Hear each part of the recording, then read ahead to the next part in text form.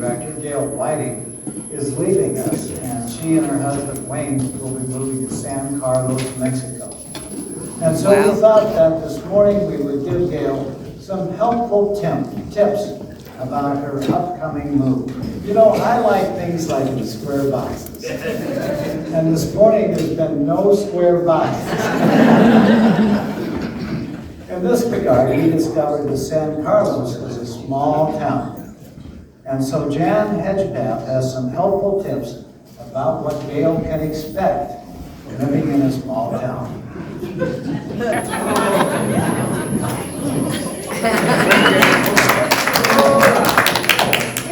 When you live in a small town, there are 7 things that you need to think about.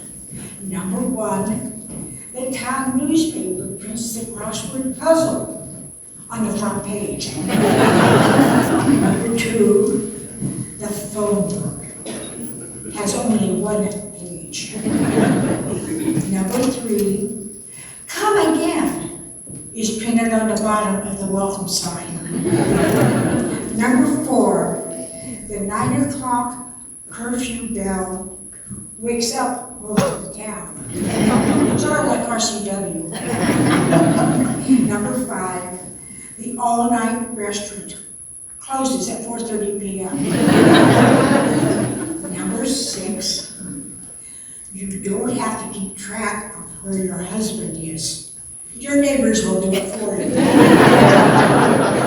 And number 7, when you use your hairdryer, the street lights will dim.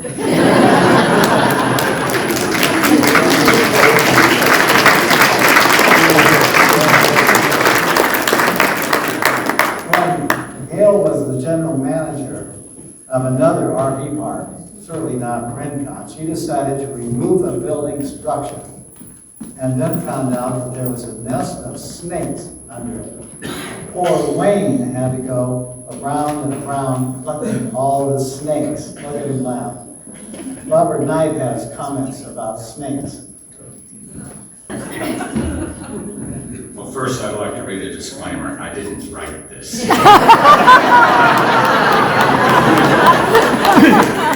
I'll apologize now for it.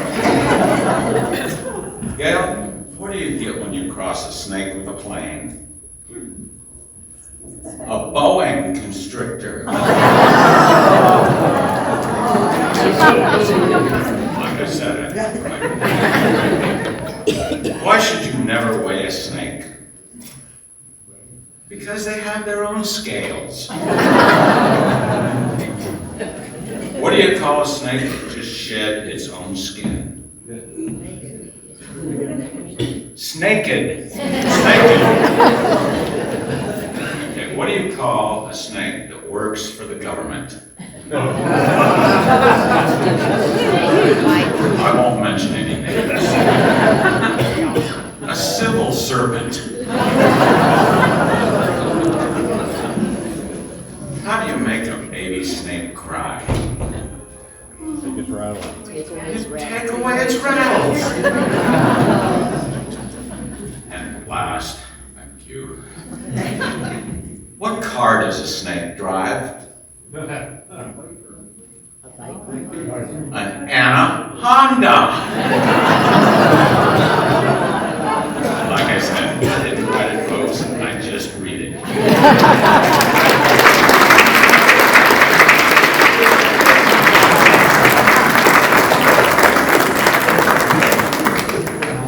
Then there's apples.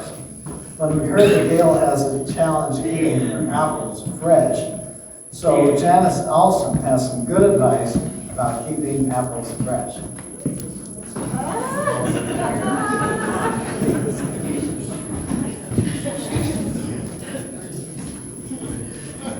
So Gail, we understand you have problems keeping our Rincon Friday morning apples fresh. Oh, but with your sweet disposition and your calm manner in everything, you will never have soft apples ever again. And so we present these apples to you with the hope that your San Carlos apples may be forever fresh. And Gail, I'd give anything to have your hair.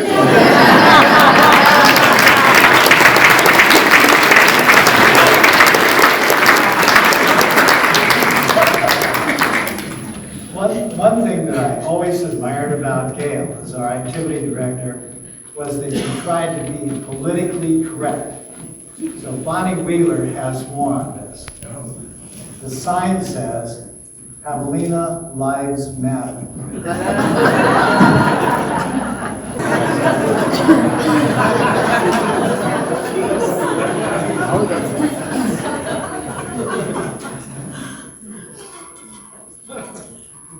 I always felt that Gail tried very hard to be politically correct.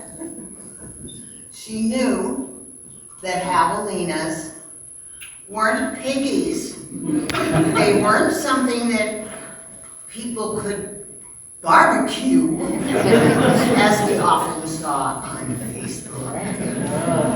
They actually are a member of the Bakeri family. They're social, as we are here. They are in herds, as we are here. The one that happens to live in our desert area is called a collared piquet.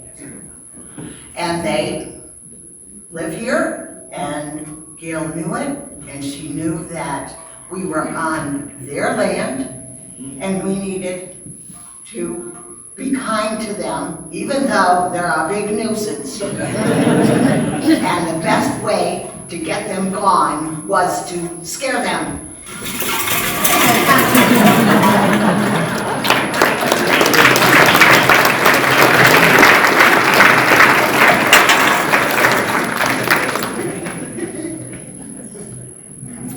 Well, we heard that San Carlos is by the sea and that there is great fishing.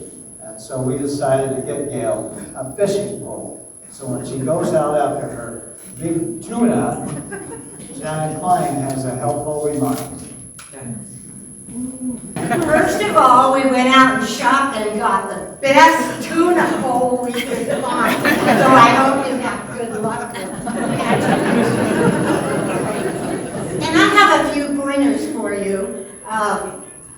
You know, when you're fishing in San Carlos, you never know. And this is about a woman that was walking on the beach. Her name just happened to be Gail in San Carlos. And she was carrying 2 redfish in a bucket. A game warden walks up and asks to see her fishing license. I don't have a fishing license, Gail said. You know, it's illegal to fish without a license, right? She says, I wasn't fishing, officer. These redfish are my pets. Your pets? The officer said incredulously. Gail said, yes, officer. They like a little exercise when the weather is fine. I take them to the water and let them swim around. Once they're done, I just whistle and they jump right back in my bucket and we head home. The officer is not buying a word of it. So Gail says, don't you believe me? Just watch. And she throws the fish in the sea. The warden waits a minute and then says, all right, now whistle. Get those fish to jump back out of the water. Gail looked at him and she said, what fish?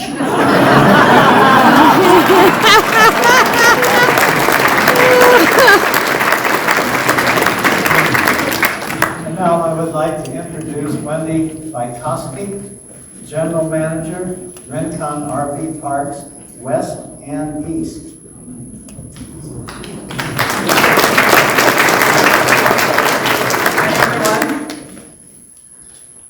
For those that don't know me, I worked for Rincon Country for 30 years now, under the former owner, operator, founder, George O'Leary. And I often told George that this place is like a ship, and he is the captain of the ship. He guides the ship. But our employees here are like the ones that keep this place afloat. And we need to recognize that. And he always recognized his employees. It's funny because I often thought that I should have changed my analogy because you can't get backhoes in an ocean. Anybody that knew George, you knew that he was on his backhoe here, and that's what he preferred to do more than anything. So, but anyway, it's our employees here who keep us afloat. And Gail came to us in a time when, after COVID, and we were in dire need of an activity director because our previous activity director left, and she was left with quite a little mess to clean up, and her, along with Mary, did that for us. So I want to thank you for coming on this voyage with us. You notice I didn't say voyager. We consider that the V word around here. We don't say it, it's a bad word. We prefer to go with the F word. Of course, fun and family. We think of this place like a family. So, Gail, I want to thank you for this. Goodness, what a nice bouquet. Yeah, I want to thank you.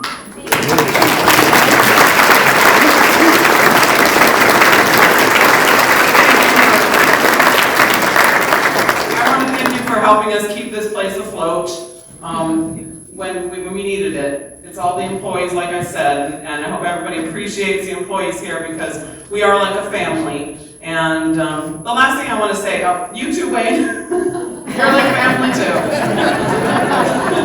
The last thing I want to say is thank you to everybody for being here. Again, I've always thought of this place like a family. And I hope you guys do too. I mean, where else can you go where you meet people that care so much and are so friendly, and it's just amazing to watch, and I enjoy every day being here. So I want to thank everybody for being here with us as a family, whether it's your first year or you've been here for the past 40 years. So thank you, everyone.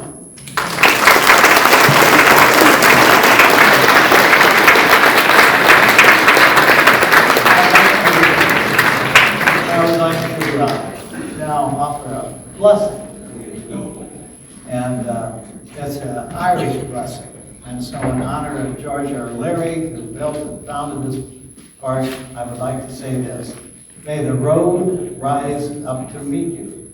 May the wind be ever at your back.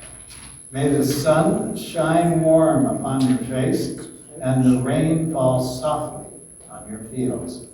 Until we meet again, may our Lord hold you in the hollow of his hand. Thank you for being here.